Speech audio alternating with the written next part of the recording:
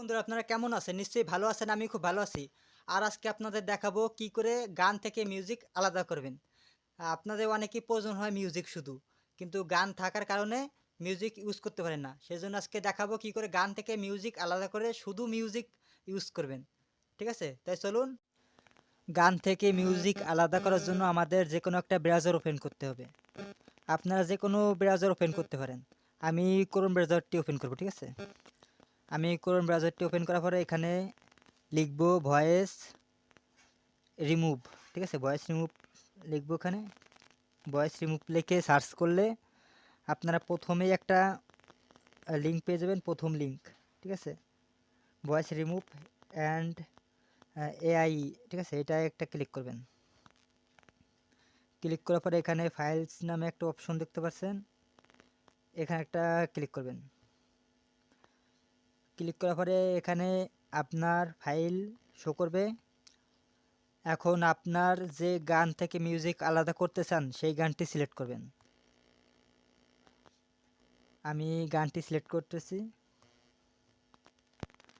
গানটি সিলেক্ট করার পরে একটু ওয়েট করবেন। আপনার নেট স্পিড যত বেশি থাকবে তত দ্রুত কাজটা হবে। ঠিক আছে?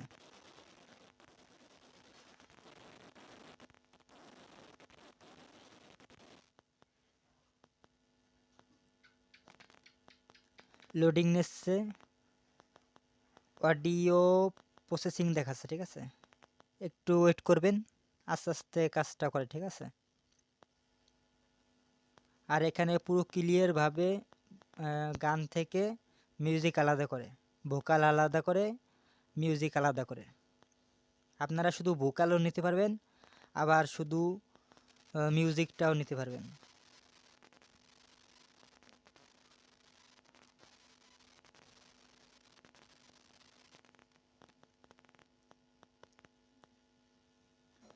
আমার কাজ হয়ে গেছে।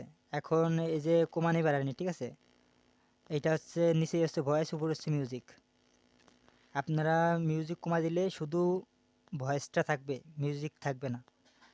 আর এইটা যদি মিউজিকটা যদি বাড়াই দেন, মিউজিকটা বাড়াই দিলে ভয়েসটা নিচেই দিলে ভয়েস থাকবে না, শুধু মিউজিকটা থাকবে। ঠিক আছে? আমি শুধু মিউজিকটা রাখবো, সেজন্য মিউজিকে ক্লিক করছি। ক্লিক করার পরে এখানে নিচে নিচে দেখতে পাচ্ছেন সেভ, এই সেভে একটা ক্লিক করবেন। সেভে ক্লিক করার পরে একের উপরে মিউজিক অপশনে একটা ক্লিক করবেন। ক্লিক করলে আপনার এই ফাইল মানে এই মিউজিকটা ডাউনলোড হয়ে গেছে গ্যালারিতে। ঠিক আছে?